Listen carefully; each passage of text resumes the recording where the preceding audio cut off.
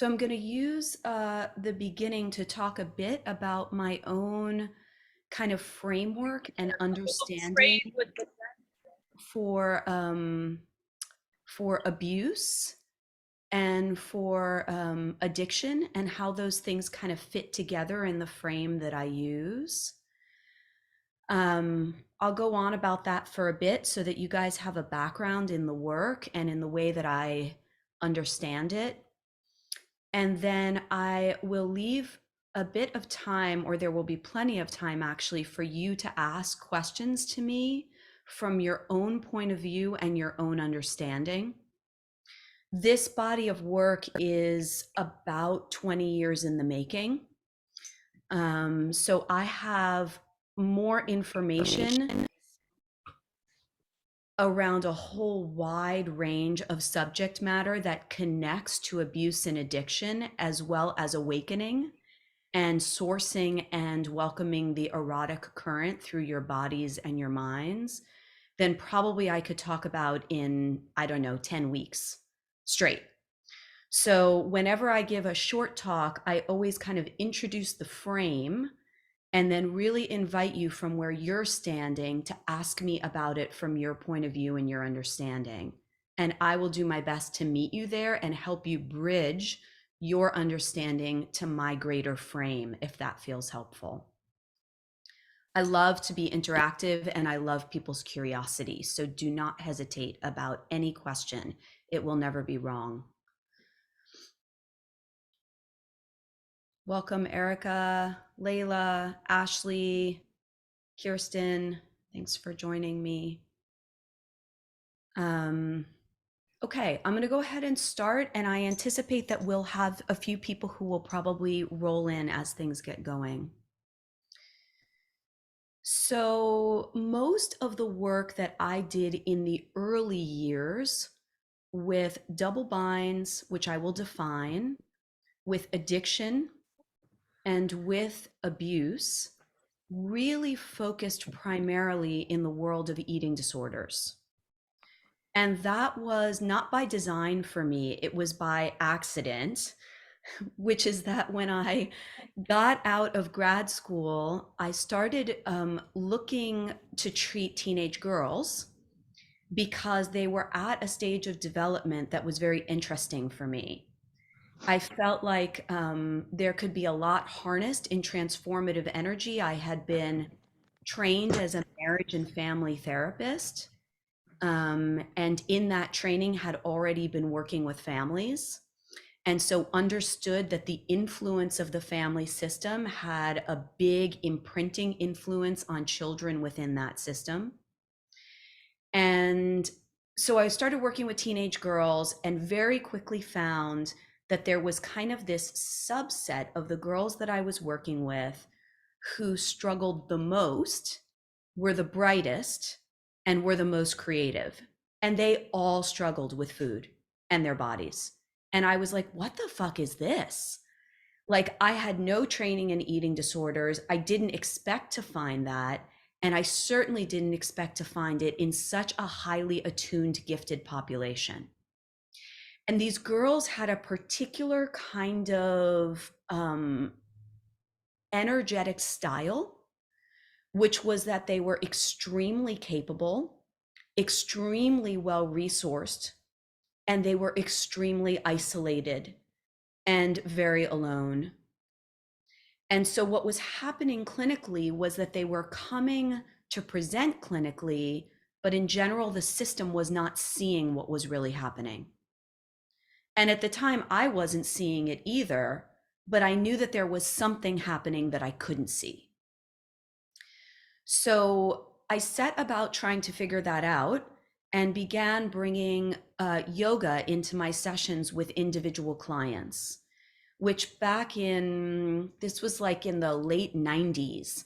No one was doing that kind of stuff back then. So I didn't tell anybody, and I certainly didn't report it when I was billing. And started playing with like what breath work and yoga could do with individuals who had been really entrenched in an eating disorder or were still in a family system that was very entrenched in an eating disorder. So, anyway, long story short, I did that for a while. I played with it in groups, I played with it individually, and I started to understand that the systems of these individuals and the systems of their families were struggling with very similar patterns that I began to kind of track and could replicate. And I started to see that those patterns, when they came to a general clinical model, were being extra fractured by the system that exists. So these were fractured, complex systems that were coming to a very fractured, complex system for treatment. And so it was totally amplifying what was happening in the individual and keeping them kind of in these very stuck, unseen cycles.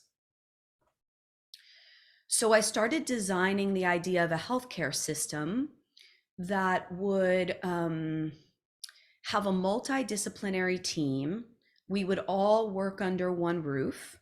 We would have a centralized intake process, and we would be looking at both symptom presentation and sourcing root, while understanding that there was a primary transformative process that was trying to happen that was being hampered. And it was being hampered by the individual, it was being hampered by the family, and it was being detrimentally, unconsciously hampered by the system. So in 2010, I created the Vermont Center for Yoga and Therapy. I had about 5 practitioners to start. We had a very large space with a small space in the center that was a customized yoga studio that I designed.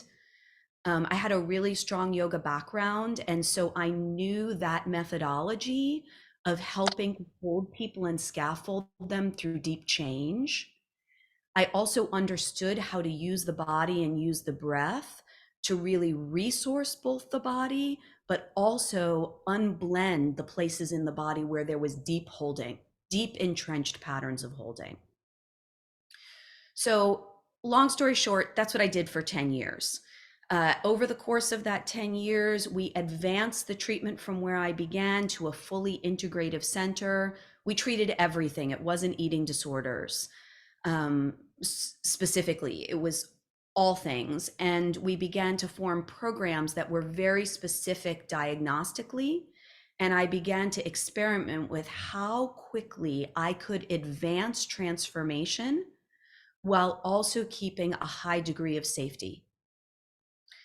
So when COVID hit, I closed the center and I spent the last couple of years diving very, very deeply into the energetics of what was happening in these systems.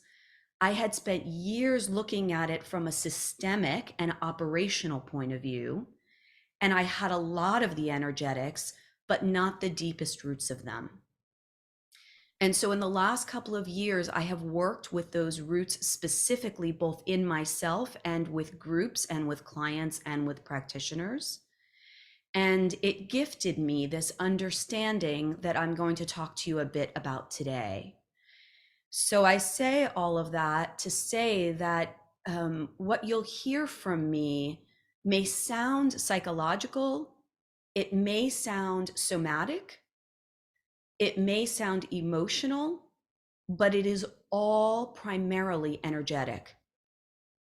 And what I mean by that is that the energetics create the frame for the appearance of all of the rest of those things. So, at the heart of an abusive system, which to me is defined by any system, individual, familial, or collective, that rides on the notion that it has to exploit or take from some in order to feed others. So there is a hierarchical frame to it, and that hierarchical frame is in strong abandonment of the energy of death. And I don't mean the event of death, but the energy of death, which is also the energy of creation, which is also the energy of creative pulsation, which is also the energy of the erotic. This is what births everything. And if there is a desire to extinguish that in order to control the conditions of life and living, it has to only be done through a frame of exploitation. And exploitation becomes the answer to that. So as we know, these are giant systems, right? This is the patriarchy. This is capitalism, right? These are really, really big collective grids energetically. And anything that is big and collective is often also highly invisible. And we know these things even in family systems, right? I often give this example from my own life, where I say that when I was growing up, my parents divorced when I was young. My mom remarried a man who she was very in love with, and he was probably a sociopath. And so I grew up in a household there where there was a ton of manipulation and abuse, but none of it was physical. And so because of that, there was a strong invisibility in my own frame when I became an adult to those kinds of methodologies and those kinds of ways of manipulating. They just were not, they were so normal to me that I just kept being in response to them without recognizing the cost of that response or what was underneath it. This is really true for us with big collective grids because they kind of run societal structure. So for all of us now, we are in overlapping systems like this, right? We're in big collective ones. Most of us have come from families that have familial lineage of these things. And then we have them individually in the cosmology that has been birthed from these things. And I'm going to say a bit about that too. So at the center or the root of an addictive system is double bind. And what I mean by a double bind is that it is the heart of the no-win situation.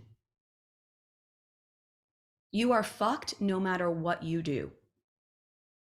Leave, you're screwed. You lose something that's important to you. Stay, you suffer, right? Leave, you lose belonging. Stay, you're invisible.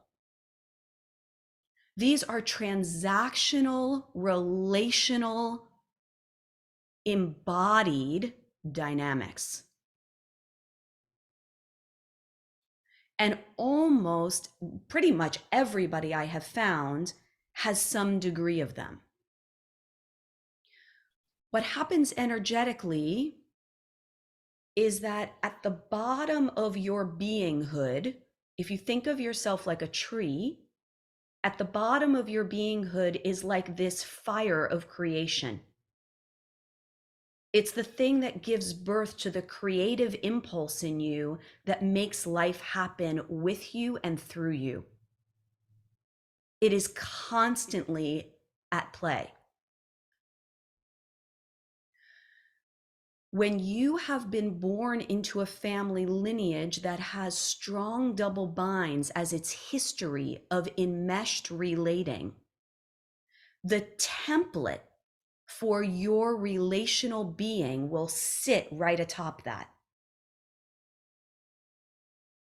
So I often say to people that my reference for this is like, there was a time once when I saw this beautiful crow and she flew away and she dropped a feather. And I picked up the feather and I looked at it. And in the geometry of that feather, I could see the entire universe of that crow imprinted, right? All of the coding for the shape of that bird, for its call, for its wingspan, everything is imprinted at a cellular level to make it look in a matter form like it does. This is the same with us. And so right at the base, you have a grid that births your energy system. And within that grid or right atop it will be the coding for the double bind as a relational template. Now, whether that gets fully expressed or not, I believe, and maybe 10 years from now, I'm going to be sitting with you guys and I'm going to know something different. But this is what I know and have seen thus far, is that whether it gets fully expressed has something to do with the conditions of your life. So let me not say that part yet. So there it is. It's sitting there. It's in the template. Now you're raised in a family who this is the transaction. This is the way of the entirety of that system. So what we know about creative life force and creative impulse, creative movement, emergent movement, if you look at a child, that is always moving through them. They can't help it because they are not yet layered with the occlusions that tell them to not do that. It's more primal body in a child. It is also more primal body in an adult. It's just that we have covered over that primal body so thoroughly, we have locked it in and away so thoroughly that it now has become virtually inaccessible. Yes. Yes. Sorry, my daughter's home today for the hurricane. So what happens in an adult is that when you're on this journey to kind of go back to working your own creative life force, you're going to encounter all of these layers. But right close to the center, you're going to begin to encounter what is contained in the primal body. And the primal body is going to contain your most fundamental wounding patterns, which is also why most of the bodies outside of the primal body, which I have names for those fields, most of the bodies outside of that primal body will keep you away from it. It will keep you from accessing what is in the primal body.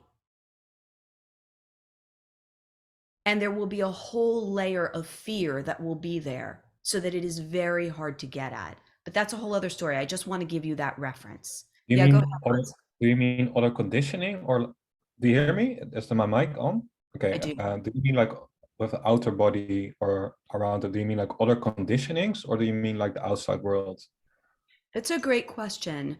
So it would be both, but in this case, what I'm speaking about is kind of the energy body of the person. Hmm. The outside world is going to strongly reinforce the resistance to going into the primal body because we live in collective systems that do not want you free. And there's a large investment in hindering that freedom, which is why if you are on a path of liberation, you will not only encounter your own resistance, but you will encounter very, very large forces of resistance. And they are no joke. And you will be largely encountering those forces alone. Because we also are not in a society that has purposefully occluded us from the networks of support that would allow that. Ideally, there would be networks of support for your process within that so that you were not going it alone and you weren't lost in the woods for 10 years going back and forth because most people have the wrong information, have never made it through the woods successfully, or are trying to sell you something that is pure bullshit but looks really good. I mean, it is such a setup right now. Your level of discernment has to become razor sharp if you are on a liberator's path. And I include very strongly all spiritual circles because they are deeply contaminated. Because in a spiritual circle, unless there is an understanding of what I'm talking about today, that spiritual circle is it's distorted. And it could be doing the best practices in the world, But this is collective information at a base fundamental level. And unless they have worked with their own oppressive systems, they are going to unconsciously oppress. And you will get triggered and they will tell you that it is your problem. And there you will have been innately gaslit without anybody sometimes realizing it. Honestly, much of it can be done in pure ignorance. I mean, I say this about the mental health system too. Really, it's just consciousness that's not aware of itself yet, right? This is all consciousness that is not aware of itself. And there is a subset of that that is consciousness that is aware of itself and it is exploiting because of that. Yeah, David, go ahead. I see that so much in the kind of the very framework of I'm the well therapist, you're the sick client.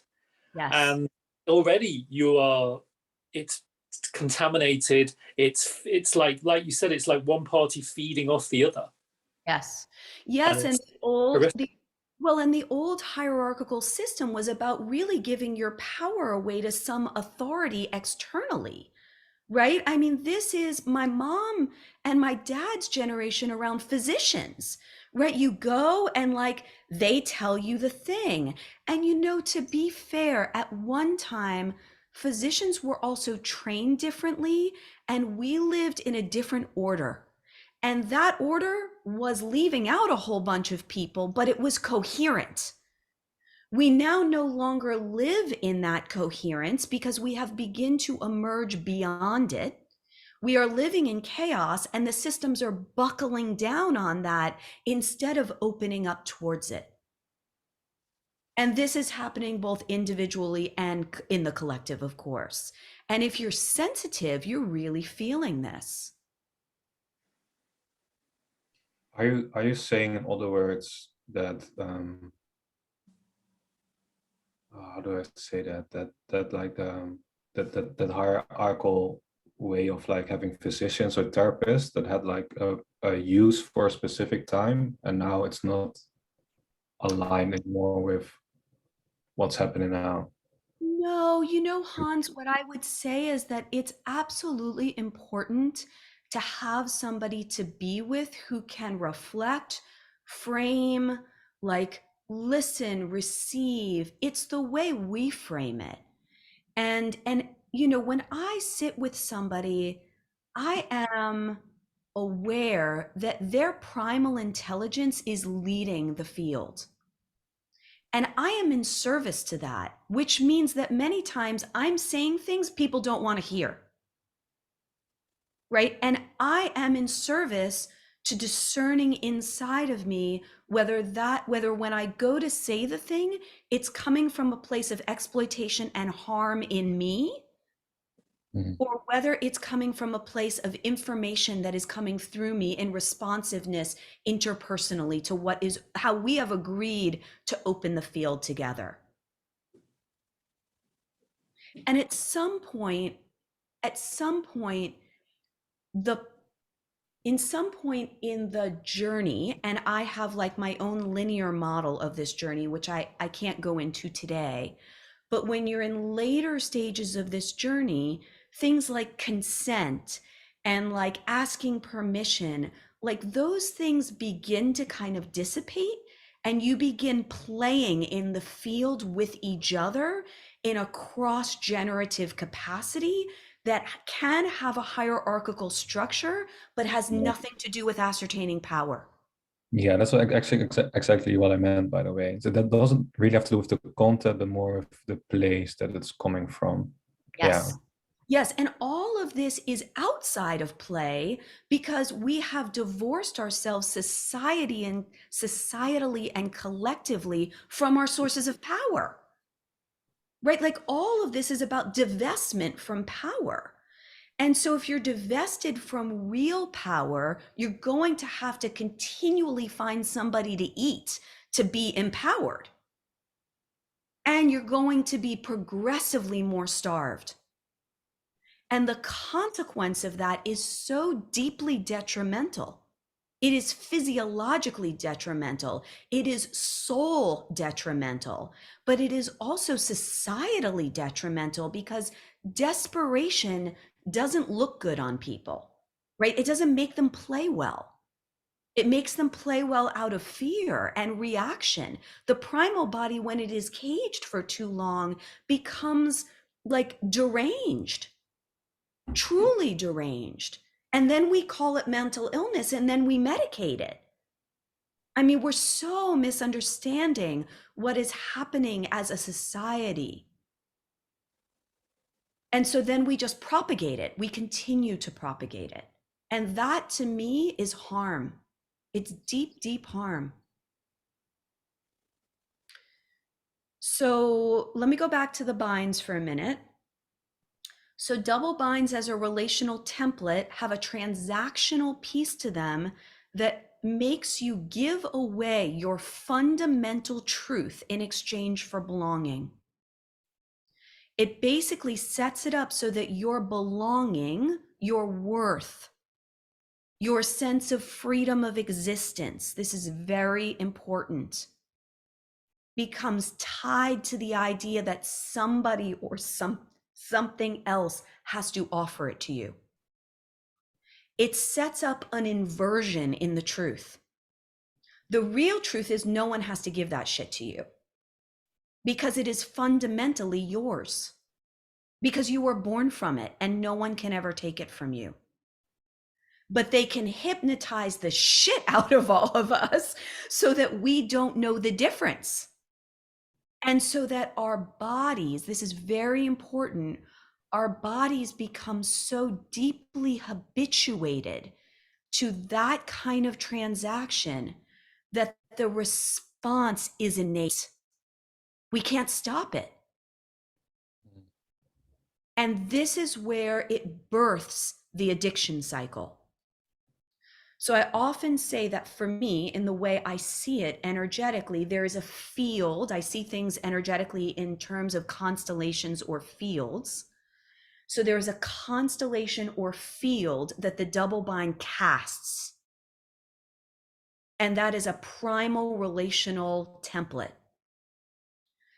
From that primal relational template, it births what I call the larger field of recursive addiction. And I frame addiction as a cycle, a never-ending cycle of surviving, compensating, and exiling. What's exiling? Exiling is abandoning. So this is the field that is birthed from the compensation or the response to the futility of living in the double bind, right? Because it is fucking futile in there. You can't win. And you could try to eat your way around it, but you can't win. And so what happens is it births a whole other self, which in my model, I often speak about as the trauma body. And that trauma body, this is what's wild, is that trauma body can have its own central nervous system. It actually is, it can be and often is a second central channel. I see you, Laurel. I'm going to get right to you. So when you see this energetically, you will see that there's a whole being and network, a whole nervous system around this addictive constellation, which is why there's no way to beat it by just looking at the symptoms, because its ability to rebirth that constellation in different forms is infinite. Mhm. And brilliant. So deeply intelligent. So I often talk about survival and compensation as being the two ways that bounce back and forth between each other when there is self or other abandonment in play. And the only thing that keeps an addictive constellation alive truly is self-abandonment. The problem is that self is much bigger than like the personal self, right? So like we're not talking about, oh, like I remembered when I was 5 and I healed that and now I'm good. I mean, that can be an early stage part of it that is incredibly important. But there are much bigger aspects to the self. We are big multidimensional creatures. And for some of us, we're really big multidimensional creatures. And if you have spent most of your life shrinking that multidimensionality or that bigness to a referenceable, manageable, accessible, beautiful, acceptable frame, it becomes really hard to expand beyond it. And the help that you usually need, and I don't mean help, but the support that you usually need is from an embodied field that already has metabolized the entirety of that, because it is unflinchable in the face of it. And the problem is we have like the 1% of the 1% has that field, right? And those are not the wealthy people either. They're not the ones charging 10 grand, and they're hard to find because they're freaking hiding out. And so like this is also part of the compound problem of the stagnancy and the domination of these patterns and their ability to stay alive within us individually and collectively. Go ahead, Laura. Yeah, I just I don't know how to turn my hand off. Oh well. The question I had that's been coming up for me, that when you hit on that feeling of you need permission from something else basically to exist. One thing I'm noticing both in my own self as I'm trying to break away from these patterns and in my family patterns is one of the terrors, the very specific terrors that comes up is suddenly there's accountability that was never there before and Yes. that was never modeled on Yes. how to actually be accountable. And I that's where I'm finding myself going, Yes. shit, like real accountability, not the kind where I'm just like, oh, someone else is going to be mad at me or whatever. It's like that real accountability. For living. I am, that's where I'm kind of like going, where the fuck do I look to find that so that I can actually be accountable and not these weird models that are actually about siphoning my energy. Totally. Love that question. Totally. You should have been there last night when I like finished the last round of this 5-week training that I did on this model. And actually, towards the middle of that training, I was speaking. I have many maps in this model, and one of the maps talks about this axis between accountability and avoidance. And it's exactly what you are touching on. And so there is a big piece of what I refer to as just hygiene, which is that if you are moving into sobriety, which for me, sobriety has nothing to do with substances Mhm. or like symptom use, right? Like I have worked with people who are far along on their path and they are still using behaviors, and we're working very deeply. Right. There is a place early on where you often need to be without behaviors because the nervous system and the recursiveness is so being fed neurologically by the behaviors that there has to be a break in order to find some stability. But the frame that you're doing it within is very, very different. It's not about abstinence. So later on, what happens is that you have to do exactly what you said, which is you have to learn kind of hygiene practices around accountability. And some of them have to do with learning like the language of being accountable, the ways of being able to like present it to yourself and others, the boundaries of that. And you're really practicing those things until you get to a later stage where you have enough access to creative life force. And when that happens, the boundaries become innate because you're so responsive to life itself that in that stage, you know, your field just says no. Do you Mhm. know what I mean? You're not like saying, should I say no? Should I say yes? Do I have to have a boundary there? Like none of that happens. You're just like, yeah, no. Because your being is like, no. And you don't wonder about consequence because consequence isn't anymore in the mix, but that's much further along. And that takes a long time to integrate too. So what I would say is that the hygiene is on both sides of that axis. I keep calling it access. So one side is like building tools for accountability, like frameworks for languaging, frameworks for like habits inside of you. But Mhm. the other side that I honestly think is more important, to be completely honest, is working with the unbelievable accumulated field of resistance that shows up in avoidance.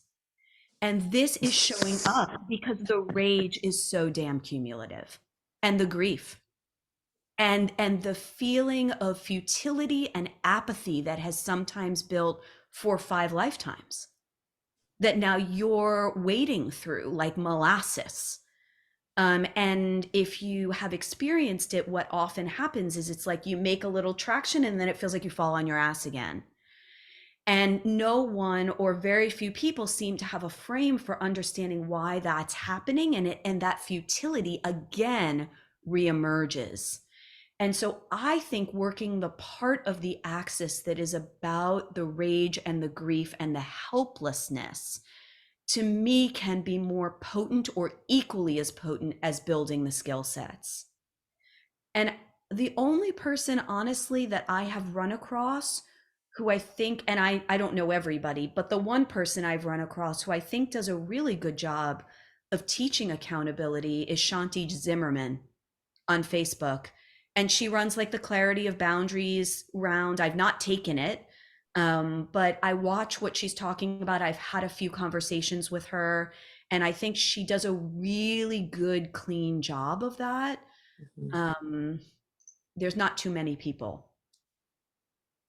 Yeah. Accountability is the opposite of avoidance. Yes, I would say that accountability is the thing that naturally grows out of connection. And I would say avoidance is the thing that attempts to thwart connection Hmm. at its base, Hans. And so I would say that, like, if you get down to that level, you can work it there, but you can also work it at the level that I just was speaking about. Whatever is on my maps or I talk about, you could be working at multiple layers because they come from the bottom and then they appear all the way up in kind of what looks like different forms, but really they're just different clothes because the layer that you're in has a certain has a certain landscape. Yeah.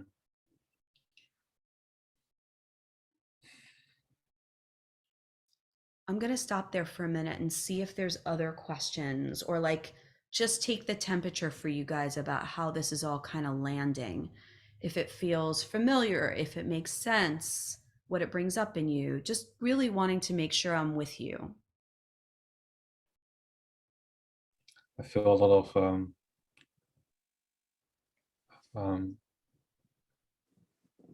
resist. Yeah, I don't know. I feel a lot of resist, like my body is clenching. Yeah, I'm a little bit I don't know what to say, what's true. Yeah. Is your body perceiving it as threat?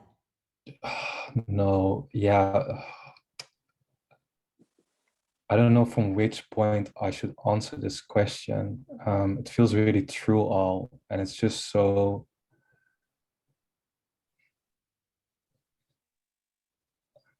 I don't know how true this is, but I feel like about the nervous system thing, what you said about having multiple nervous systems. I don't know if this is how I feel it, and I've like multiple, and it feels like they're all coming together at one point, and that Yes. point is getting. I'm about to live different landscapes. What you told, it's kind of like every nervous system has their own story, and it Yes. feels like more and more they're all coming together, and it's just something I'm going through, and everything is building up there, and it's like all nervous systems, no matter they have all different forms, but they all, there's this one point, and it's keeping it all together. So that's being a lot of pressure I feel on there, and that's, yeah. I think that is beautifully described. And what you described to me is what I call a nodal point. And when you begin to work the nodal points, it's very tenuous because they are key places in which we have birthed selves. And there can be a lot in that, more than I could say in this. We would have to be talking separately. But I really appreciate you being willing to name that. I know where you're speaking of. Yeah. Just know you feel, it feels right on.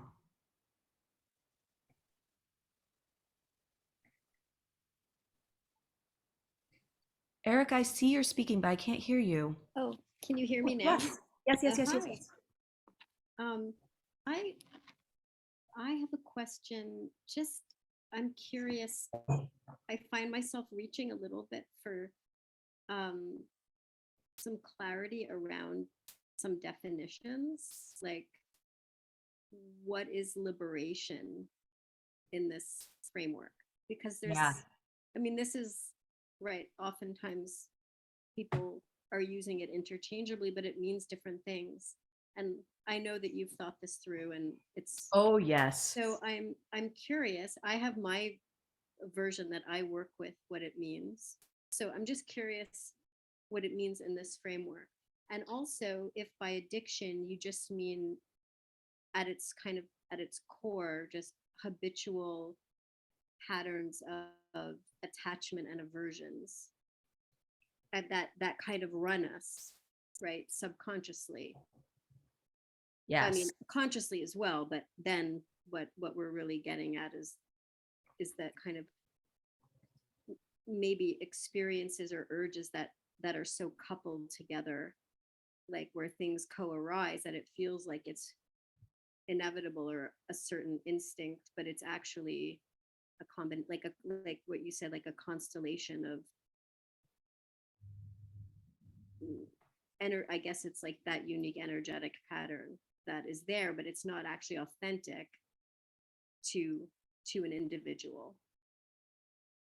Yes, there's a lot I could say to that, because it's a good, complex question that you're asking. Like, it's a deeply founded question. So the answer to the first, I would say, is that at the moment, my definition of liberation, and I don't think it's going to change, but I could be wrong, is really just full existence.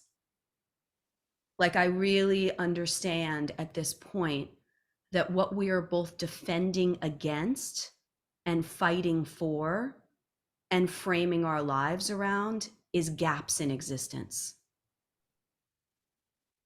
I mean, every war is fought over existence. Racism is about existence. Addictions are all about existence. Fundamental right to exist. And what I have arrived at in my own kind of clinical modeling of this, in the way that I will be looking to roll it out at a much bigger level, is that at this stage in time, we can no longer predicate existence on somebody else coming to the table to allow us to have it.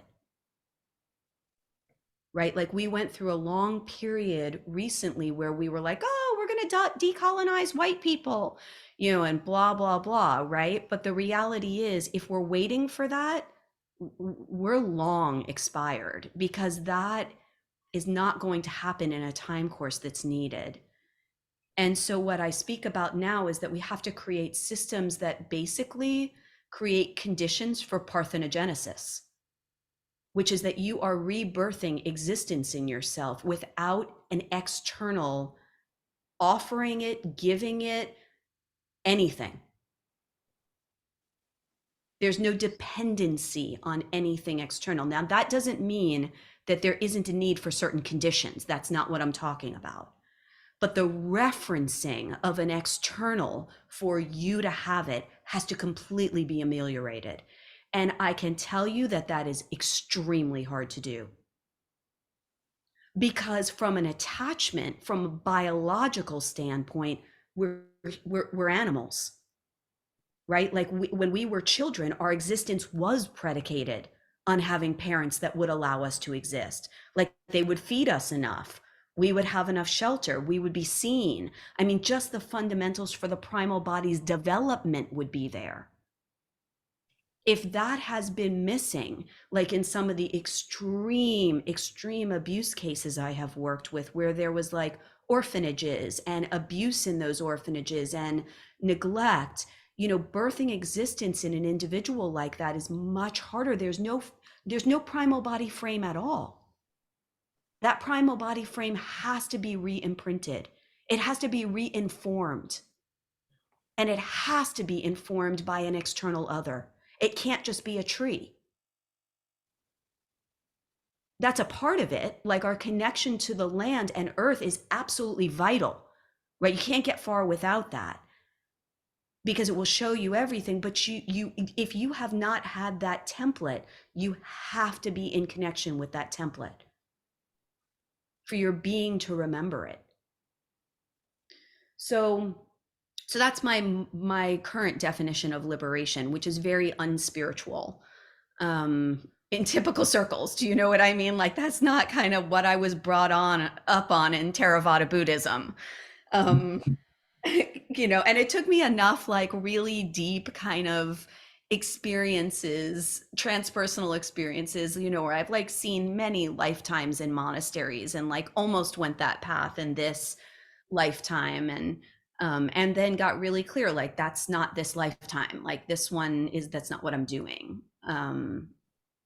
So yeah, so I won't be like ascending to master's level or something, but I will be trying to use my creative life force to gain me all of the abundance that I think I really want, and that will come in many different forms. I just think people should be fully expressed. And this is what, when the full unhindered creative impulse is expressed in you, societies form themselves around generative activity. Mhm. And the need for hierarchical arrangement as the only template for survival is ameliorated. And I don't think we have any other choice for our future at this point than that. I think we've reached not one threshold, but many. And just like individuals, we reach not one door, but many. We keep looking at the door and being like, well, I don't know, should I go through the door? It's not going to be good on the other side of the door. Is it going to be as good? Like, I'll keep this side of the door, right? Like, this is how we approach big fundamental template changes, both as a collective and as individuals. There's a lot of negotiation on the side of the door, which actually is all just happening in your mind, because the truth of the matter is you're already going through the door. It's just you're in resistance to going through the door. You've already actually gone through the door sometimes. Like consciousness has already sometimes gone through the door, made it 10 paces beyond, and you're still on the other side telling yourself, I don't know, should I go through the door? I mean, maybe I should hire somebody to help me go through the door. And listen, I'm saying this because I've done this shit ad nauseum. Like I could get 10 psychics to tell me whether it's my time to go through the door, right? All of this has to do with fundamental fear and entrained abandonment and entrained disconnection and entrained giving the power away. And I don't say any of that with any judgment, because this is the soup that we live in. This is the fundamentals. But we do it because we think we're in control. We think that we have agency in places we actually don't have agency. And it's not that we don't have agency, it's that the agency is in our primal intelligence. And we are living outside of that primal intelligence as if we could control primal intelligence. And that is the meta problem of what's happening societally, right? Is like, we're like, oh, I could control primal intelligence. Like I'm a man, I could control, I'm a white man, I could like control the creative life force coming through women. So I'll just enslave the shit out of them and I'll make them subservient to me. And then they'll have to beg for love, and they'll forget that actually they're the damn creator. And when they start remembering that they're the damn creator, I'm going to oppress the shit out of them and like take away their rights and do all sorts of things that I can do to try and make them so afraid that they're going to go back in the box. But we all know that there are places where once the box has been opened and you have gone beyond a certain point, there is no returning to the box. And that will happen many times along your journey. And the further, quote unquote, along you get, the less ability there is to return to the box. And the more consequence there is immediately for any return that you attempt. The feedback loops become smaller. So when you are more entrenched in enslaved systems and more ignorant of that entrenchment, when they are running you and there isn't any kind of questioning, curiosity, energetic room for the divine to be interacting with and through your life, your system is locked like this. As you begin to infiltrate that system energetically, it begins to do this. And as it begins to do this, now you're in what I call the woods, which is the period in which you are like in your dark night of the soul, or you don't know what you are anymore. It's chaos, right? There's a rearrangement of the pieces that were you in this configuration that are now attempting to reorient to a different configuration. And as you get closer to the other side of that, and again, this process can happen not once, but many, many times within a larger process, the feedback loops for the consequence of self-abandoning get stronger and stronger. And they happen not just internally, but you start to see them happen in your life. When I resisted pieces of this, somebody stole $20,000 from me. Somebody who was working for me, and no one ever would have stolen money from me. Do you know what I mean? Like, that's not a thing for me. And so all of a sudden, this woman who was working for me stole a whole bunch of money and lied about it. And I knew it was me. And it was also her, but it was my field that had compromised itself that allowed that to arise in her and for her to take advantage. If my field was in its usual uncompromised state, she would not have behaved that way.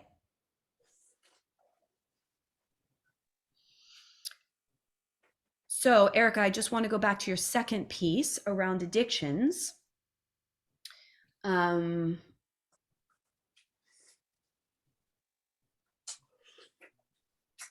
To me, addictions fall in a larger maturational template. So I frame addictions as the place that you go through in adolescence maturationally. This is the normal individuation cycle that we all kind of go through around becoming our own belonging. And my frame or understanding is that addictions have become addictions because we live in a society that is framed around harnessing addictions as a social framework. And that if that wasn't the case, this would be a slice of maturation. But it has become so deeply exploited as a way that we have become diagnostically like immunized by it. Immunized is not the right word. Dosed would be the right word. Immunized would be against it. So I think about addictions as being a place where you have to resolve a tremendous amount of material that you were bred into from your lineage, from your family, from society, and that you should be able to do that within a square amount of years, not a lifetime. And that on the other side of that would be the normal process that maturation would take towards elderhood, towards maturity.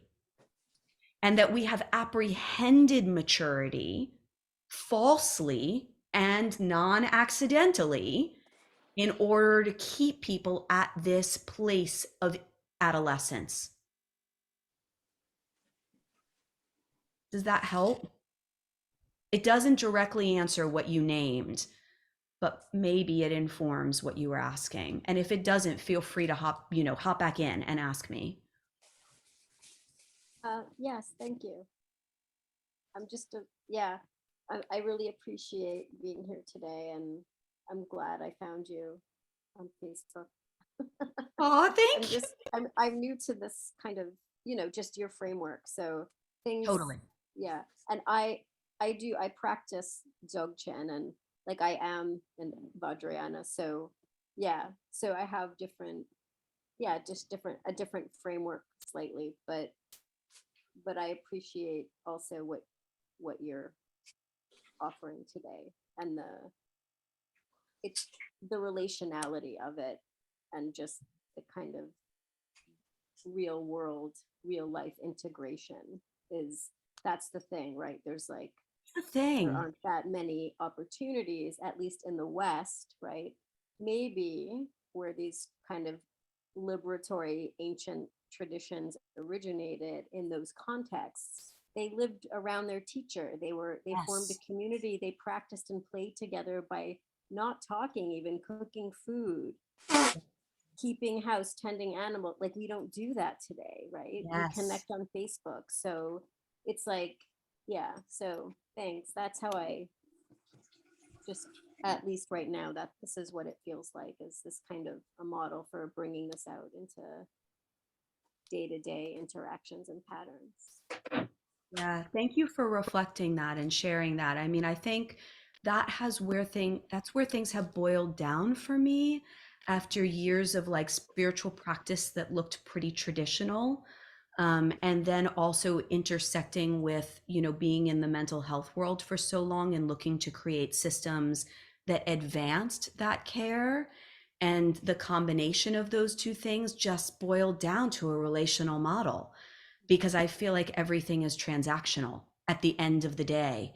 And what dictates the transactions, and I don't mean it transactional like bad, but there's currency that we are informed by, and there's currency that we are always using, whether we're aware of it or not.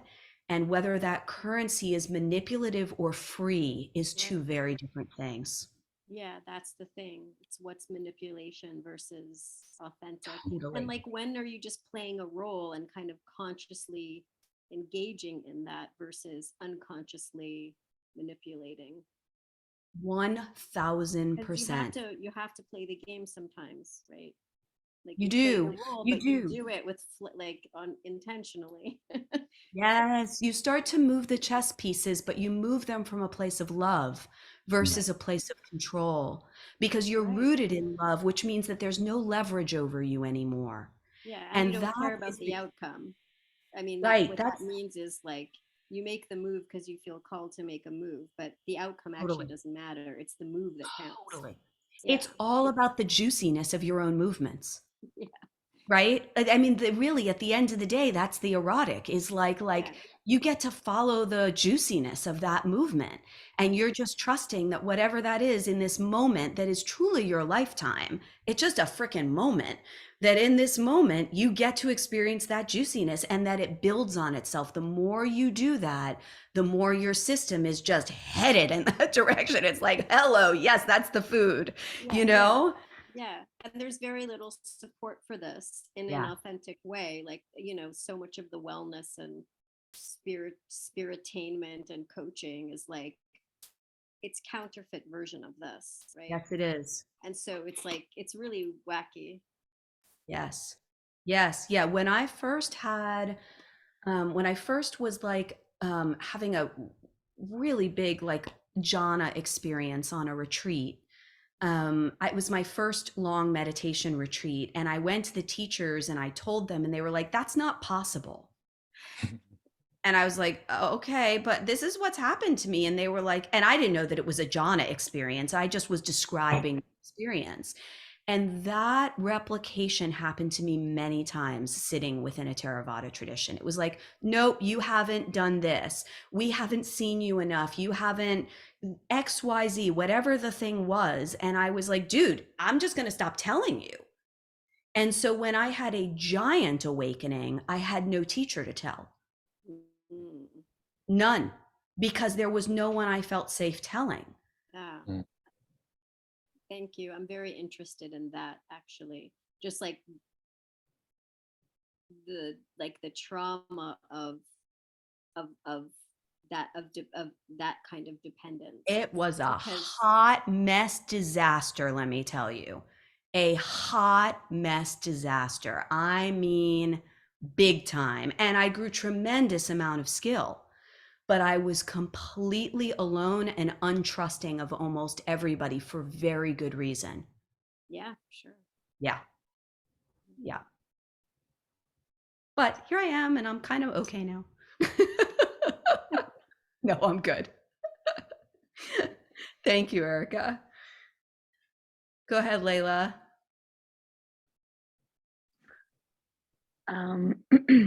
My question isn't really in regards to what we were just speaking about. It's kind of like going back a few steps that I've just been like bookmarking in my head and processing as you continue to speak. But one of them is like around what you were defining as liberation and how not needing anything external in terms of being able to like validate your existence. But then how do you maintain relationship within that space? It's a great question. It's a great question. So the dependency of the external really arises within you. And I would say that it is often fed externally by somebody else.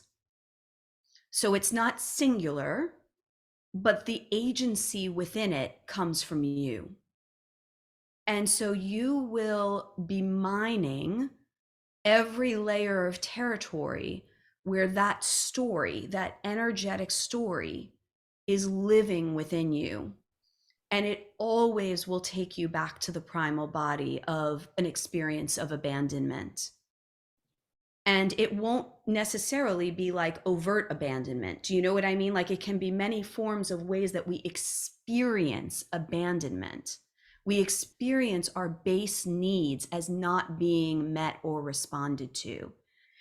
And what we know about the brain and its development is that there's a critical mass of that like if you have enough of it, you're kind of okay.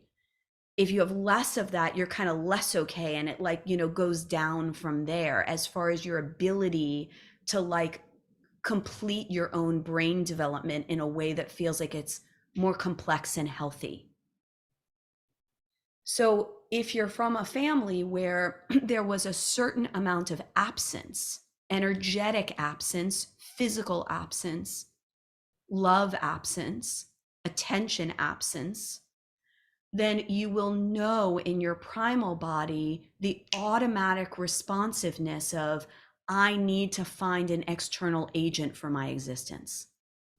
And in fact, because it has been missing for so long, the longing and the drive to get it will be so strong that you will look everywhere for it. And you looking will be coming from that primal body's drive to get connection where it has not had adequate enough experience of connection. And I think very typically in this society, one of two things happens with that. One is that we go to do like attachment work in therapy.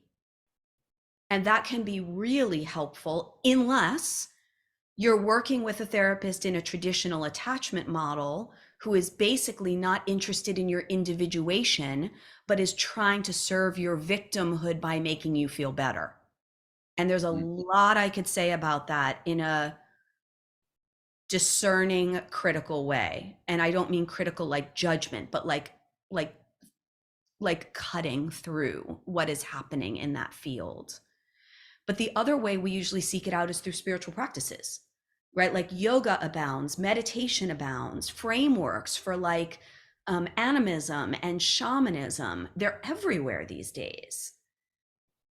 And there's pieces of that that can be abundantly helpful.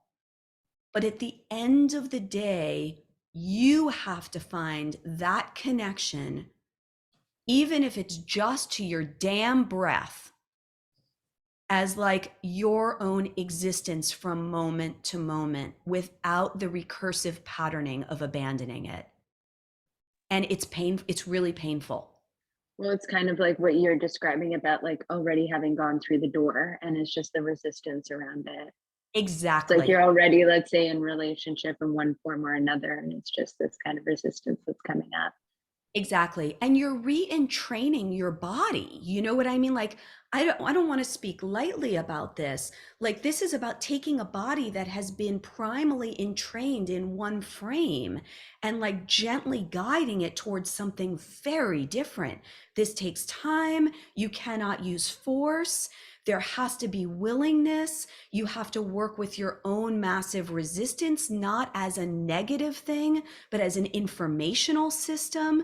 You have to learn skill sets of like moving between collapsing and controlling and your own true move. I mean, I speak about all of this in my fleshed out model, but like there's a lot of ways that you're going to be playing with this as you move through that. And everybody's journey through that is a bit different because we've all been imprinted both the same and uniquely. And so we will face the things on that journey that are unique to our lineage and unique to what we are here to do. Not just to our lineage, but unique to the imprint of what we are here to birth. And everything in you will say things like, I could do that tomorrow. And that is a fundamental lie. There is no tomorrow. There is only now for the creative impulse. And so as much as you're attending to like those barriers can be possible, the more it kind of amplifies itself. It builds on itself. And once you get a critical mass of like self-attachment, I mean, you know, you don't want to give it up because it feels really bad to give it up. But getting that critical mass takes time, and it has to be multidisciplinary. You're getting it in all parts of your life, not just in the ones that feel most comfortable, which is where we usually begin. It's like, oh, I could be really out and like, you know, naked at work, but in my family, I suddenly shrink and start being accommodating because that's the place where the threat is the highest. And all double binds are going to be amplified by your perception of threat, because they were instilled in a system of threat. And your body knows that.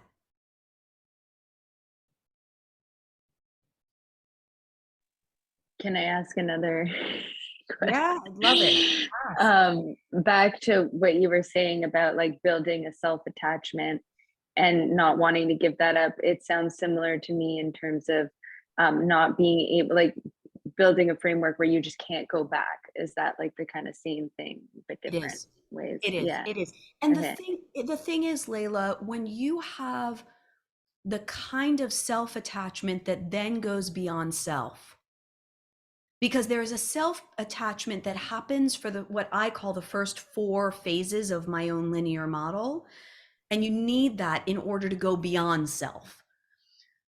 But once you go beyond self, the self-attachment is so fundamentally responsive that there's no self that you're attaching to. You can't abandon it. I mean, you can abandon it, but it won't even let itself be abandoned. Do you know what I mean? Like it is just living itself through you. Existence is, you are the vessel for that existence, essentially.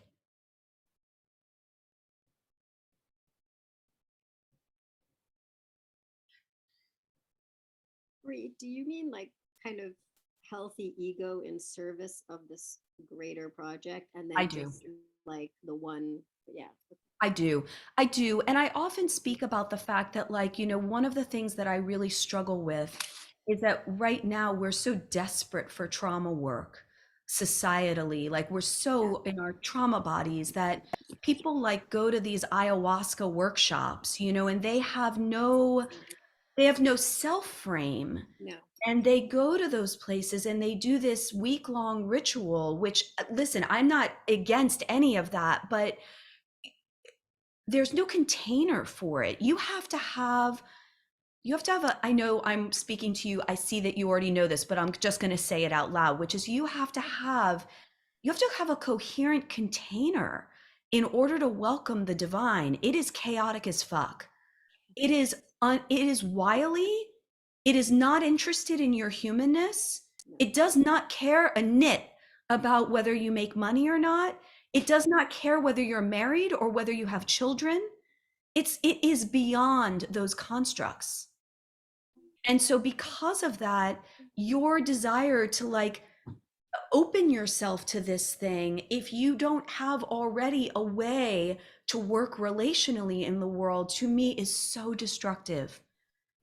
And that is the mass amount of people, because the truth is everybody's been in trauma bodies for so long that there hasn't been enough of a response to that trauma. Even the basics of just witnessing haven't been there, which is like the early stages of trauma recovery, right? This is the early stages of building a self that can be healthy, is just having witnessing, just being seen, just experiencing the permission to exist in some way in what has truly happened for you. My God, we have a scarcity of that. So the idea that you're going to go to like an ayahuasca workshop or like a meditation holotropic breath work, kill me now, or a kundalini thing, right? Like we used to see people at the center who would come back from these things, and I had a full team of people. We'd have to put them back together. I mean, and we had the acumen to put them back together. They were lucky. And half of our services were not covered by insurance. So we had to pay for those services for them because there's nowhere else to go for that thing where like the body worker can be there to do that piece. And, you know, I mean, these are complex things. We are not linear beings. We are deeply complex cosmologies.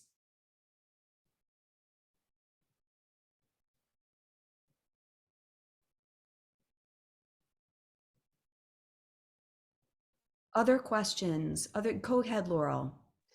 Yeah, just so I can word I have a lot of sensations coming up in my body, and so I'm trying to give them like cohesive words. But I would love to hear, at least for my journey right now, there's been a lot of trying to understand what is ancestral versus what is mine, versus like, you know, kind of this differentiating that used to get very mushy. And it's interesting because I think, you know, when you're talking about the avoidance and accountability spectrum, it's like there's been a lot of avoidance, I think, of like inherited ancestral things and the stories of our culture that are like, well, I shouldn't have to do it because it wasn't mine and blah, blah, blah. And Yes. it's like, doesn't matter. Killing you. Yeah, it doesn't matter. And there is, you know, and for me, it's been trying to find that kind of that cohesive sanity where I'm still, but gosh, this is where I don't know how to explain the things, where you can feel that you are many things and they're both you and not you. And oh, that's where it's all coming up right now. I just had an experience like in the last few days of kind of realizing like what I felt like was that deep, more primal body that was like, oh, I was created because there were a bunch of patterns in my family line, and the patterns wanted someone to like break them. And it was funny because I think I wanted some big dramatic thing, and it's like, no, you're just part of this little line, and now it's your turn. And like that's your existence. Like, and it's just, but it is for me, it's like navigating that territory where I have a family that became very enmeshed and going, this is the thing that's so hard to explain, where it's like, how do I navigate knowing I am me and I am also many things, but not enmeshing with those many things that I can feel in my system, but that I am also accountable for? Yeah. And that are my inheritance for whatever reason, and that I need to choose how to interact with in, I guess, a healthy way, so that at least at this point in whatever the larger energies that are moving through our generations are, can be less stuck. I'm going to answer your question in two ways. Okay. So the first is going to seem unsuspecting, but it's what's coming up. And so one piece I would say that we often don't talk about is that there is a spectrum to me around healing work on this side and existence work on this side. And it seems like they're the same, and they are, but I'm going to split them for a minute and say that we're a society that has also overemphasized healing work over existence work. And that there are times on this journey where you must work existence and let healing go underneath. You must. And I sense there's a piece of that in you. I don't know if that's true or not, but it's coming up. And we have very little template for that because we have oversold the healing work. So that's one thing that's coming up. The other thing that I want to say too is that if we were working together individually, I'd be able to tune in to the question that you're really asking, which is so important, which is like, in this moment, is it the larger field of ancestry that I work, or is it the own individual piece? And of course, there's the recognition that they are cross-pollinating each other. And there are different times when it is appropriate to work them differently in this matrix. And for simplicity, I often tell people, only work your own. Because at the end of the day, your own has been so informed by the past that it will echo into the past, and your own is the one that you have the most potent power and agency around. It just is. This is where we have the most authority. And so if there's ever a question, my default is always there, unless there's a wider context we're speaking within, where of course it's very appropriate maybe to do the other. Yeah. It's a great question. Thank you. Yeah, thank you.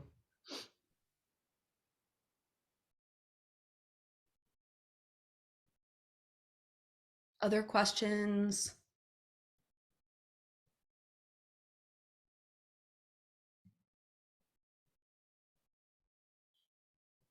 If you haven't spoken yet, feel free to unmute and tell me how you're doing. You don't have to, but just taking the temperature. Hello. I'll go. So I tend to learn things internally and like from the framework of my own life. So what I'm about to say is coming from there. So you're speaking this language that just gets me all excited and like I need more to understand. And there's two things that have come up today that I find is funny or interesting. But you said I need to find an external blank for my existence. What was that word? It's like Justification? it was similar to that. It was a different word you were using. Sometimes it's permission. Okay, so why I found this interesting is because I keep blocking the words you're using. Like ultimately, we want to find it within ourselves and give ourselves that permission of existence. But as a child, like by the time I was a year and a half, my mother told me she was the reason of my existence, period. And I just turned 50 and I started going to counseling when around where I live, you were crazy if you went to a counselor. And I don't know what the flame within me was that it was like, I got to figure this out. And I know that if I wouldn't have done the things that I've done, I wouldn't be on this planet anymore because I would have left in some way or shape. And I started actively doing a lot of work when I was probably about in my 30s. And I was doing that kind of work. And then my body collapsed. Mhm. And then I had to build my body. But the interesting thing was it gave me a lot of isolation from my family. And because I was away from that, I started to be able to see things bigger, better. Um, but there's a couple of things that I like too. When you were talking about transactional between people, and you were talking not just money as a currency, but in the framework that you work this as an energetic, the word came to me of current hyphen SEE. And now it's like, oh, great. Because now I'm going to see the current every time. It doesn't have to be money, but what are we exchanging for this interaction? That's right. So thank you for that. And I'm just I'm like, how do I get more of this? Because I need to learn this framework. I need to see this, because I think my whole life I've had this frustration. I've already went through this. Why is this here again? I've done this 100 times. Yeah. And I feel like a failure. Like, Yeah. am I ever going to escape my mother? Am I ever going to do these things? And now by just listening to it, it's like, wow. Well, and I think one of the problems that you're speaking about is that most therapy or work focuses on not breaking you out of those primal stories. So it doesn't work the primal stories. It kind of keeps your ego construct within them.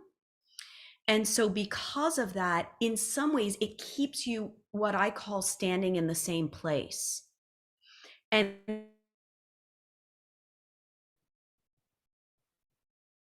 movements is that you stop standing in the same place. It's not necessarily that like the components of your being suddenly go away.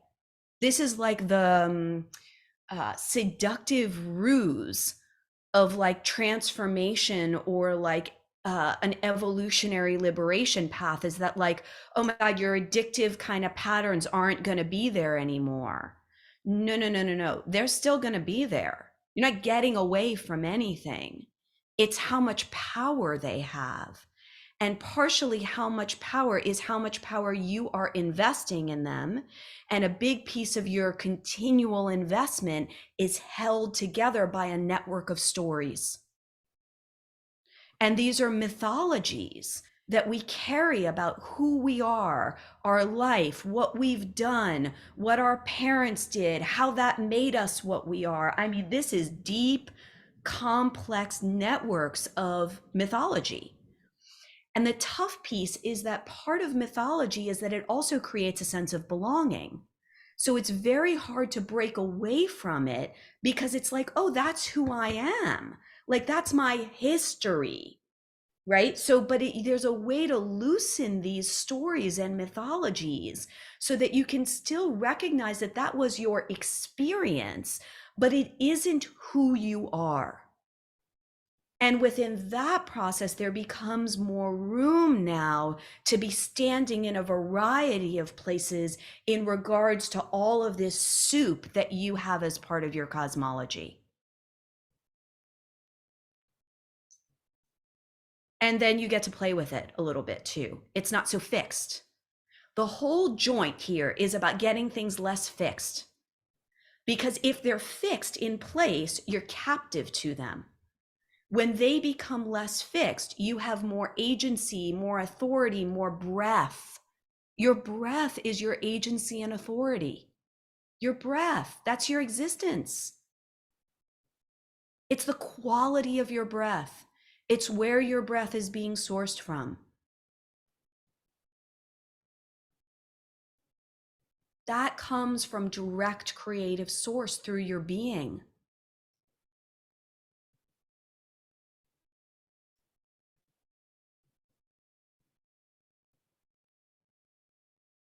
Okay, hope that helped. Anybody else? Anybody who hasn't spoken, or anybody who has more?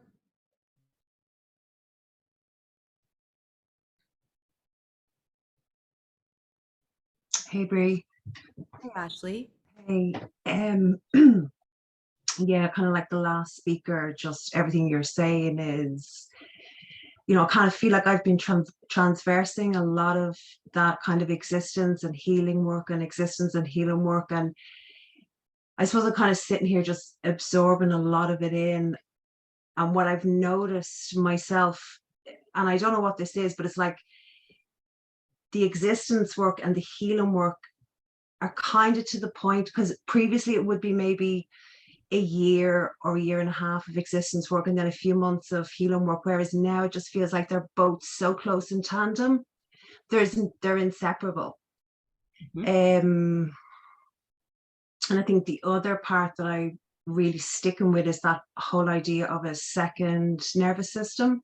You posted something about that, and that for me now is just very visceral. You know, I can kind of see, you know, people talk about the pain body and the ego and as a concept, and yeah, I can see its patterning in my life, but to actually have the language and to see it as a second nervous system has just, you know, pulled back the lens, you know, kind of slightly. So yeah, I'm just loving all of it. It's like, kind of feels like I've had so many of the pieces, but you've put the jigsaw together, and you have it's the language. It's and away from the frilly notions of, you know, some areas of spirituality can touch on it if it's very clean, like Yes. very, very clean. But that's very rare in my experience of people working with people. It's extremely rare. And then you know, you can get lost then in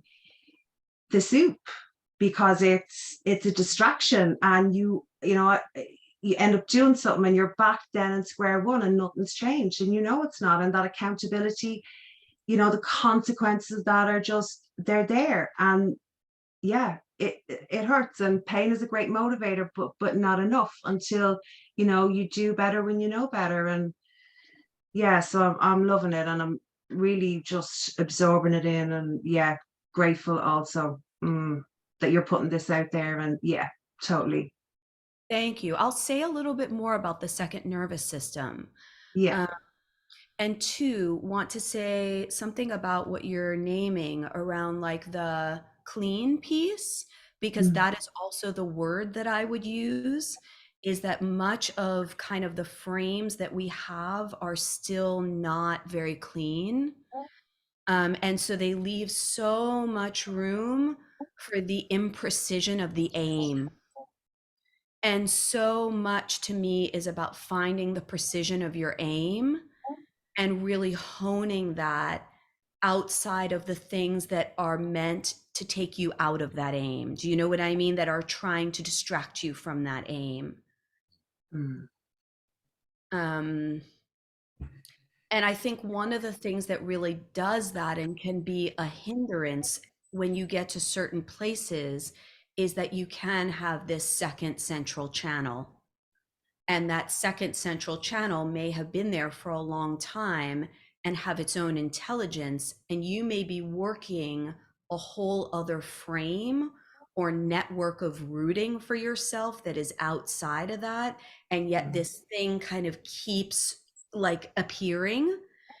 And one of the interesting things that I teach is that if you're a practitioner and you see somebody new, let's say, and they come to you and they are exhibiting symptoms from that second central channel, let's say they're addiction symptoms, but that person has done a tremendous amount of work. So in my model, I would say that person is at stage 4, not at stage 2. But the same symptoms and the same like expression could show up at stage 4 as it does at stage 2. If you don't understand the context in which it is appearing, you will give it the wrong response.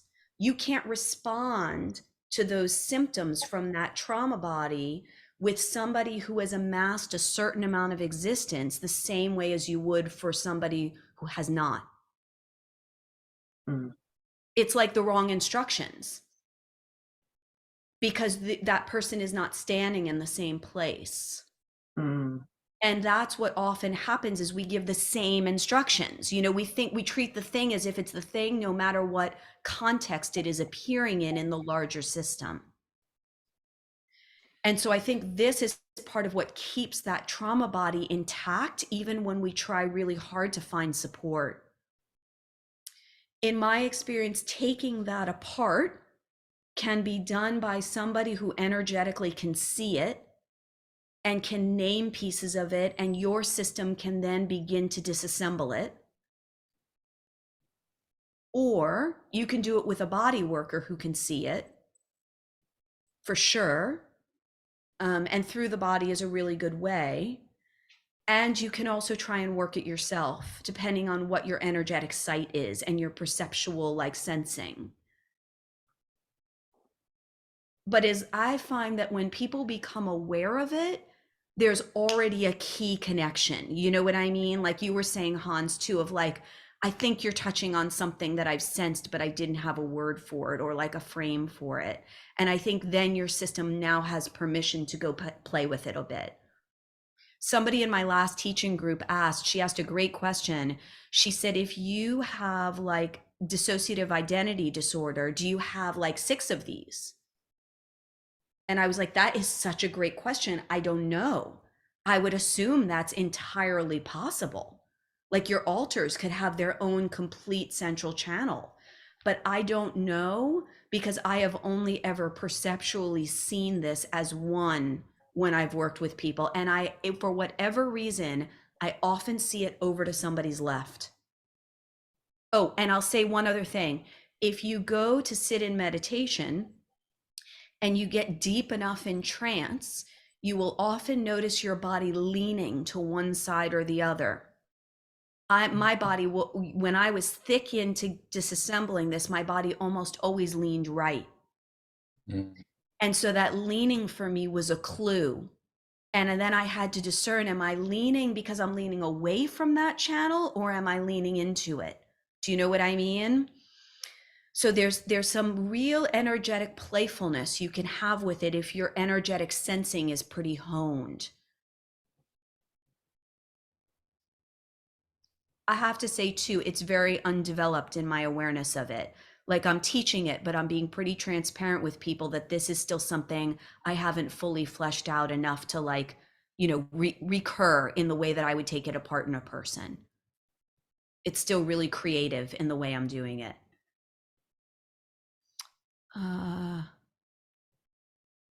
Kirsten, do you want me to say some more about the woods, or do you feel like you have what you need there?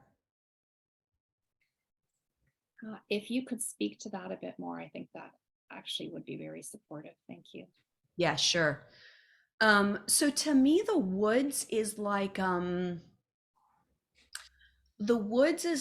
place where you're in the liminal. So you've lost the reference point of your former frame and your former scaffolding of who you were and how you lived. And you're in a space of liminality where the pieces of that are now in a process of rearrangement. Yes, that's correct. Okay. And the strongest thing that comes up in the woods is that we want to fucking put it away. Yes. So in general, in the woods, we're like, holy shit, what just happened? Like, make it go back together. Can't I go back where I was? But the train has already like left the station and there's no fully going back. And so the woods has its own degrees too. Like you don't go to the woods once, you go to the woods over and over again until you actually develop an affinity for the woods. Ha ha ha. But like, but I think that like you go into the woods in the context in which you have left the life that you were in. And what I mean by that is that your woods will be constructed of the ingredients that you just left that weren't working, but also the ingredients that your being is trying to work towards. Interesting. If that is in a very spiritual form, your woods will look very transpersonal in that round. If it's in a very psychological and selfhood realm, your woods will look like that. If you guys have gone on meditation retreats enough, you'll know that like a lot of your retreat time is dictated by the conditions you just left. right? Like there's an imprinting there of what is happening in your life that partially dictates what the experience you have on that retreat. Now, the longer you stay on retreat, the less that is the case, because your being becomes adapted to a retreat experience, and now those conditions have less effect. That's going to be the same in the woods, which is that the conditions you left are going to be highly potent at the beginning of being in the woods. And as you traverse further, those conditions will be less potent because you will have eaten those conditions in the woods. And as you are eating them, you are shitting out new conditions. You are basically transforming the conditions that didn't work into new form. And until that new form is scaffolded and fully built, your being is not living into it fully yet. You might be living into it in pieces, but it will not be yet fully in existence through you. This is all about the alchemical process of transmuting one existence into another. This is what creativity does. This is what art does. It takes and translates one form of existence into another that has never been seen before. So the biggest challenge with the woods, other than finding the right support, Yes. is that oftentimes the support internally and externally is management oriented. Every one of us that goes through the woods is leaving a management frame. And what I mean by that is we are leaving control frames for love frames, for existence frames. Every journey in the woods will be about deepening your relationship to those two pieces. So as you decouple that, you cannot use more control in order to navigate the woods, or you're staying at the edge of the beginning of it. Does that make sense? Yeah, very much. And it is deeply problematic if the frame you are leaving is an addiction one. Okay. Because addiction frames all are centered around responsiveness to over control and under control. And Yes. oh my God, what is the word? Over engulfment and under loved. So because of that, management is the enemy, but when you are in chaos, there has to be scaffolding. And so because we are so poor at creating scaffolding, we have leaned into management as an ally because we are not oriented towards scaffolding. So scaffolding, which is practices, habit patterns, brushing your teeth, like these are kind of Ayurvedic principles too, right? You get up in the morning, you gargle with the ghee, right? Like whether you like it or not, you do the damn thing. You body oil at night. I mean, these are things that when I work with like a high level anorexic who's like had anorexia for decades, I am often giving them Ayurvedic practices because they are dry and vacant. And so you have to moisturize and replenish, and you need those practices. But damn, you cannot use self-hatred. You cannot use shame. You cannot use manipulation, because the sensitivity to that is so deeply refined for good reason that it will send you running in the other direction. And unfortunately, all of treatment is what I just mentioned. Yes. Yes. All of it. Even trauma treatment is often that. It is deeply manipulative. Yes. Yeah. Yeah. Did that do it, Kirsten? That was definitely a start for sure. Yeah. I'm like really, really so fascinated to explore this further. Yeah. Awesome. It's definitely the place I'm in for sure. Yeah. Yeah. I mean, I feel like people often find me and find this work for two reasons, but one of them is that they're at a place where they're at edges. Yes. And I love edges. Like edges are my jam. And most people leave edges because they scare them. And edges are all the places you're going to work in the woods. Yeah. And you're always going to be working that place of exploring where is the growth phase here and where is the collapse. And you have to always be working between those two places of generative growth versus traumatic collapse. Yes. Yeah. That makes sense to me. Yeah. Yeah. Yeah. Glad you came. Yeah. A friend referred, like just literally sent it. And I'm not on Facebook, so I don't really have access to anything else. So definitely I'd be interested in figuring that part out of how to, get more information and continue like exploring this. So thank you. Yeah. And I'm going to say at the end, I'm going to say a few minutes about the double binds group that I'm running in a couple of weeks. Perfect. Which you might be interested in. So I'll just say a bit about that too. I don't run too much programming. I just run it when Spirit is like, put this on Facebook. So I did that, and now I seem to have a bunch of people. But I don't know when it will come again, but I will be running one in a couple weeks, and I'll say a bit about what that's going to look like. Perfect. Thanks so much. Sure. Go ahead, Layla.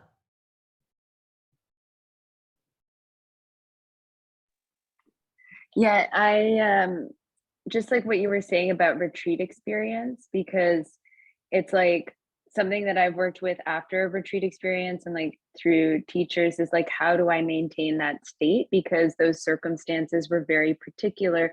So it's kind of like the inverse of what you were talking about, how like, okay, the imprint of the world before comes in with you in retreat to be worked with within retreat, but then how do you continue to work on it when those circumstances are gone?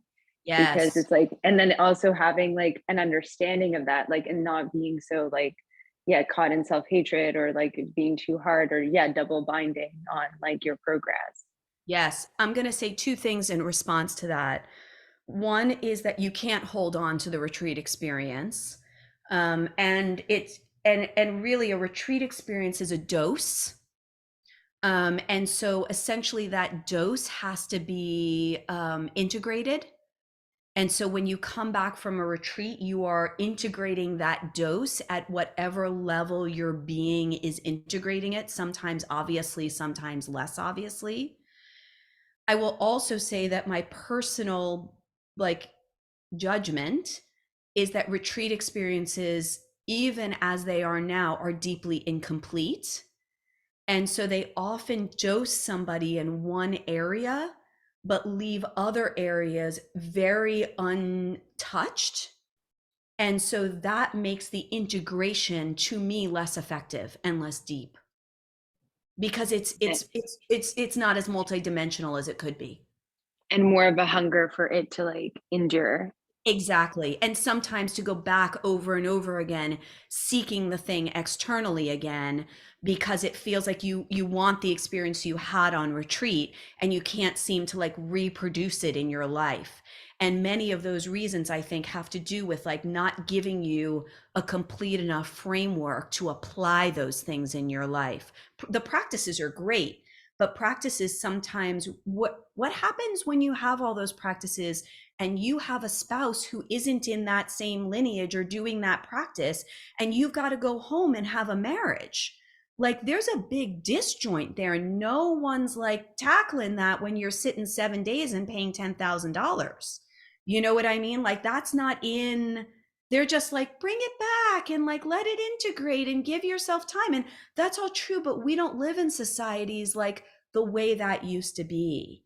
And so to me, there's a huge adaptation that really needs to take place within that in those communities and in the ways that we kind of talk about integration and practicalities of use for those experiences or knowings. I mean, they're deep ancient knowings that are so powerful. And I don't think I ever would be where I am today without my history of having exposure to those knowings. They've deeply like informed my life, but they also created destruction in my life that no one talked about. And interestingly, when I was on my last retreat, which was the biggest meditation, like the biggest transpersonal experience I had, I left there and I had such a path shift that I knew I was never going to sit in Theravada Buddhism again. Like it was just gone for me in this lifetime. So that can happen too, which is that you practice in a certain way for a while and then like it's just over for you. Yeah. Yeah. Could you want to say a little more about that, Laurel, or no? Oh, yeah, just real quick. It was just that, you know, from my various experiences, even in organized religion, of like kind of those intense experiences, and they're really delicious and amazing. And then they often get twisted. I feel like once you're out of the environment that it happened in, at least for me, I found that it often got twisted as a way like, why am I not feeling this? I must be doing it wrong. It's my fault that I'm not feeling this connection again. And Yeah. there was not that key of like, there was not that integration like back into the larger reality of like, this is not going to be like this. And there's nothing wrong with you for not having this experience every day. Exactly. And I would say, refer back to what I said at the beginning too, which is that in some ways we're like putting food in, but the base itself is twisted. And really, it is like a twist. What happens in response to oppressive systems is that we literally contort our energetic body. And in the contortion of our energetic body, our physical somatic body also contorts into that shape. And that creates what I call a primary distortion. And that primary distortion, if it lives down here in the tree, like close to the base, but you're putting a spiritual practice up here, which is not bad at all. But unless you're seeping all the way down, or that spiritual practice is addressing that primary distortion, there's a limitation to how deeply those things can be integrated and received. And so what happens is exactly what you said in the chat, which is that you start judging yourself for it. And you start being like, why did that go away? And why didn't I integrate in this full way? But to me, it's because the system itself is incomplete. And listen, all systems are incomplete, right? This is why a multi-systemic model to me is the only way to begin addressing the complexity that we now are in this particular time in history. And so, and the access we have with this level of complexity too. It's not just that we're complex beings, but our access to complexity is very high. And so our stimulation and being fed and our exchange is very high. And so, to me, the limitation of these things is that if we're not talking about the distortion created by oppressive systems, we are leaving out something so fundamental. And I just don't believe we can leave it out anymore. Last week I was in Boston. A week and a half ago I was in Boston. And I am not in the conventional treatment world at all anymore. Like I'm very little, I still have contacts, but I'm not connected with what's going on there the way I once was when I had the center. And so I went to like a breakfast for an eating disorder association in Boston. And there were like 3 speakers. I mean, everybody was lovely. There were 3 speakers. I'm listening to them and I'm sitting there and I'm like, oh my God, I'm on a different planet. So I leave there and I go to this consulting gig, which is what I was there for. This woman has an eating disorder treatment facility and she's struggling operationally. And so she brought me in to consult to help her with her financial bottom line. And unsurprisingly, she's struggling operationally because operationally her template is an oppressive system. So she is doing what everybody does in this system, which is that she is taking the hit for where the system itself is unwilling to go and where the patient load's need is tremendous. And so she is absorbing that cost, and in doing so is broke. And then doing all sorts of accommodation that she should not be doing with bad boundaries because she feels threatened and like she's going to be put out of business by the big players. This is textbook. So I go to do this thing and I sit in on a group supervision that she has, and I am listening to this lovely group of multidisciplinary practitioners like talk about cases. And everything they're saying from a conventional standpoint sounds great. And I am like, they're missing the whole point.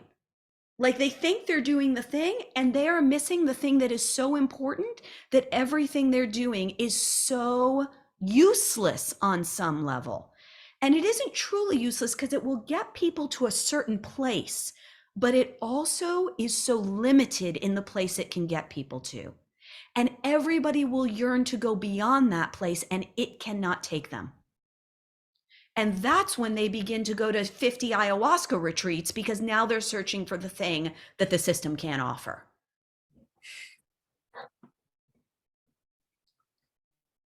So somewhere we have to remediate that, which is kind of what I'm working on doing.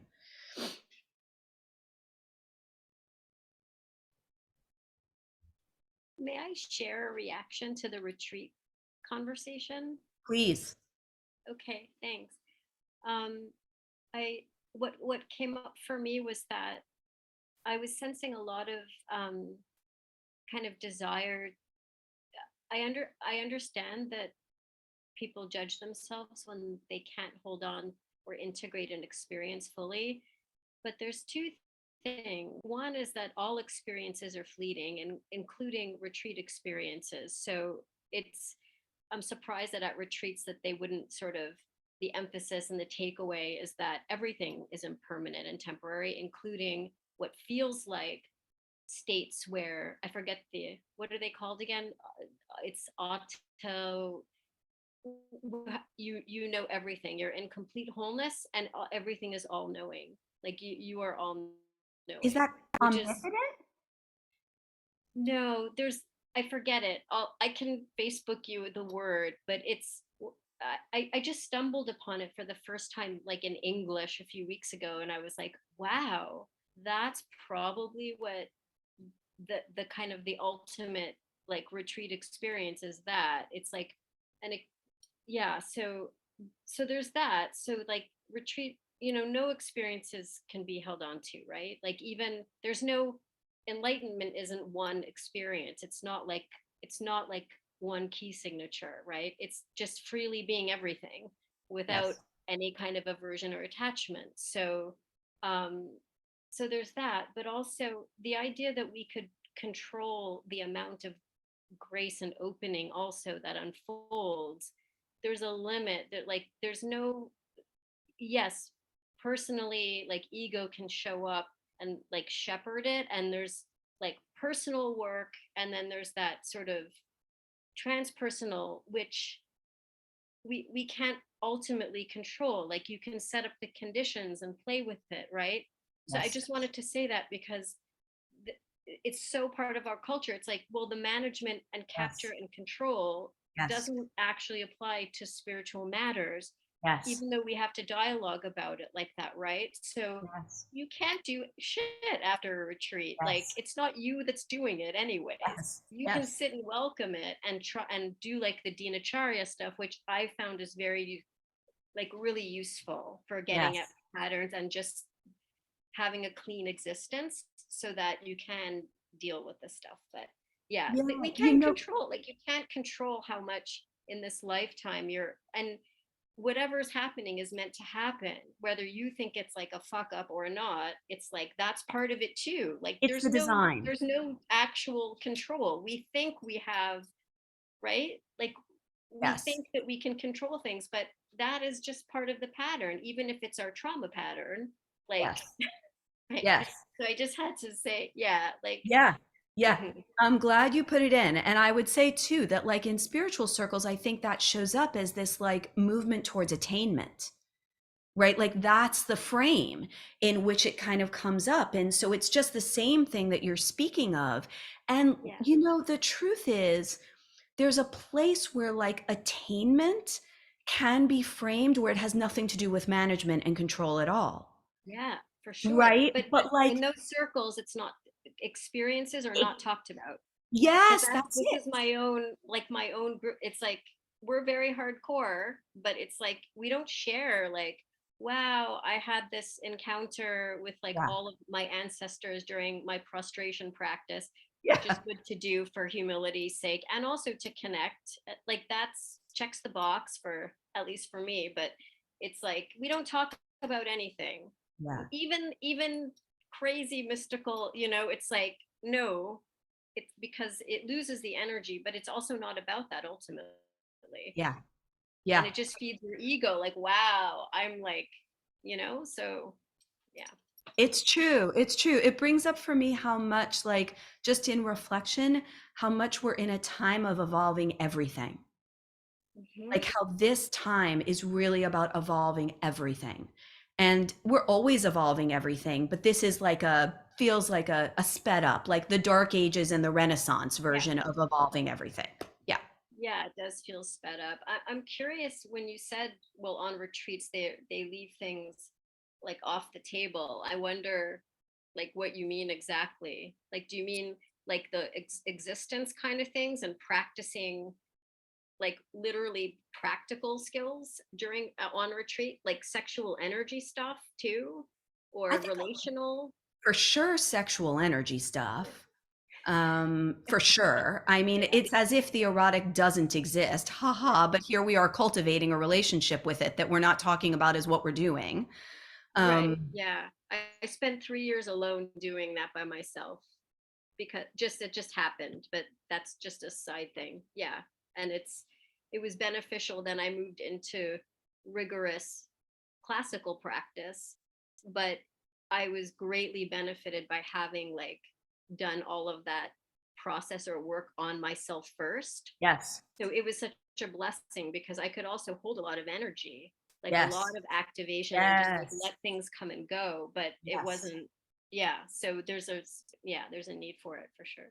Yeah, this is kind of a subtopic that I don't talk about as frequently Mhm. because people usually think of me for my therapy background, not so much for my spiritual one. But the truth of the matter is, the energetic background is the one that has created the understanding of the therapeutic one. And I just don't tend to be invited into spiritual circles to speak about it as often. But I think like there's a lot that I could say about that. I think there's a lot that's left out. And in my experience, the teachers who could really meet me, not almost, they were always the monastic ones. Mhm. They were always the non-Western ones. So Uh-huh. the retreats that I sat with the Western teachers were extremely limited in both their range, but more importantly, their willingness. Oh. They Mhm. just were like, even if they know the thing, they're not going there with you. Yeah. And with the monastic teachers, they're Asian, like all, or they, in my case, they were English, but they had been schooled in, the Thai forest tradition. And so nothing was off, that they understood that liberation practices, everything gets overturned. There's nothing, there's the full court press if you're aimed towards truth. Like every aspect of your beingness gets affected by this, and it will show where there are gaps, and you will have to attend to those gaps before you can move forward, essentially. Yeah. Or else you're limping forward, and then the gaps are being like pulled behind you, and then they show up in your life. Um, yeah. So I think there's a lot of room there, and I do have hopes that like I have a friend who's a spiritual teacher in the Buddhist tradition, and I feel like she's speaking a lot about these kinds of things, and I think we're gonna have a lot of advancement. Yeah. Any last thoughts or questions? And then I'm gonna just say a few things about the Double Binds program, and then we will end.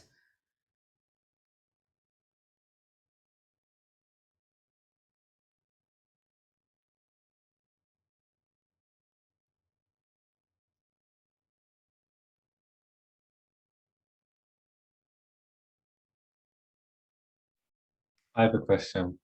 Sure. Um, I don't know if it's too long for the end, but how do we generally get through a wall? How do you get through a wall? Yeah, like a resistance, like the edge. So I'm going to answer it in two ways. The wall will be constructed through all of your bodies. It will be both a psychological wall, a physical wall, an energetic wall, and often or an emotional, there will be an emotional tone to it. So you can innervate the wall from any or all of those spaces, and you will often have to address all of them in order to fully move the wall. When I work with people energetically, like when I do a clearing with people, I go in and I begin to move those walls. Like I will find the wall, it's not me actually, my field will find the wall, and it will begin to look for ways around the wall or within it to either open a door or a window or just collapse it. You can use that same frame if you want within yourself. But you're right, what you're working primarily is resistance, and resistance is usually there for two reasons. One would be fear, which is always fear of loss. That fear is always rooted in fear of death, fear of loss, fear of change. But the other reason sometimes it will be there is that it is responding to and protecting something that feels like a core truth for you. So resistance can sometimes be there because it doesn't want to let go of something that feels like it is fundamental to you, and it either hasn't been expressed, completed, seen, understood, metabolized.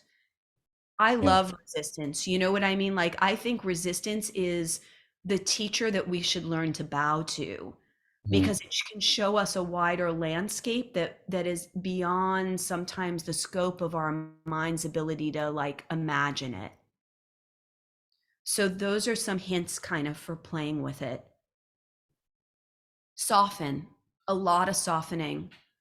Whenever there's resistance, it's been there because there has been an unyielding, either externally or internally or both. Softening really helps. There's never enough love. That's primarily what I do, like the softening up. And it sounds a little bit stupid, but a lot of times, like I need a lot of suffering to go through. So it's almost like I'm at the edge of the wall, and then I'm like scratching things, emotional, whatever, like what you said about different angles. And then it's almost like sometimes I know what's going to happen months beforehand, like a big fight with my family, whatever. And I know it's going to happen. It's like I'm just lining up with that. Yes. And then I don't want it to happen. It's almost like I need to lose all the context. And then it happens, and then it's like hell. And yeah. So this is what I call a complex that your being sets up as a way for you to break through. Each of our beings sets up networks or complexes that are patterns of ways to work with resistance. You can work with that whole complex if you so choose. That's exactly what's happening, because it's like it's like my whole universe. Yeah. And it gets organized around it. Yeah, but I'm also having to reconstruct everything that's in there. So also my family and whatever. It's like so everything. At some point, there will be a part of your being that will be like, I'm fucking sick of that complex. Like, I don't want to have to do that whole drill to get this carrot at the end or whatever. And so that's when you can actually begin to take apart the complex itself. Oh, I'm not sure I'm getting that. Well, so there's two things happening. There's so you can go, sorry, can I say one thing? So you can like dissolve the complex before everything is. Yes. Is that what you mean? So you can take a jump before. Yeah, that makes sense. Because I feel like I'm kind of started to, I like this way because it's way safer, even though it's a lot of suffering. You got now it. Slowly I'm starting that this is so tedious. And I'm just very afraid because the story of Rosa. I mean, you got it. But I'm like, maybe that's something like that is worth it, maybe. I'm slowly getting there. You got it. And be careful. You know what I mean? Like, be careful, but play with it. Oh yeah, I'm very careful. I'm very, I'm very. Okay, so be less careful. Yeah, that's what I need to hear. Be less careful. Yeah.